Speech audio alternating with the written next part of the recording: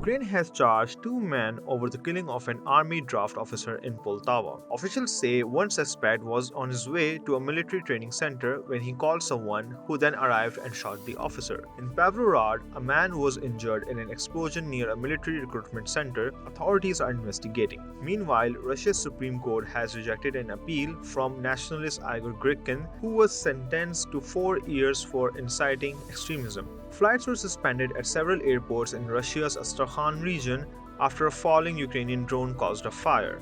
No casualties were reported. Ukraine says Russia has illegally deported at least 20,000 Ukrainian children to Crimea, and Russia since 2022 under the pretense of evacuation programs. Ukraine has managed to bring back 1,189 children with the help from humanitarian groups. Officials also accused Moscow of violating the Geneva Convention by trying to recruit Ukrainian teenage boys into the Russian military. Vladimir Putin called it strange and shameful that Russia wasn't invited to Auschwitz liberation events, saying relatives of Soviet soldiers could have attended instead. Putin also praised Donald Trump's political style, saying Trump would soon bring Europe's elites back in line. Trump's Ukraine envoy, Keith Kellogg, said Kyiv and Moscow need to compromise to negotiate peace. Meanwhile, Ukraine's President Zelenskyy urged the West for more air defense system, long-range weapons, and tougher sanctions. Zelensky's advisor criticized US calls for Ukraine to hold elections after a ceasefire, calling it a failed plan,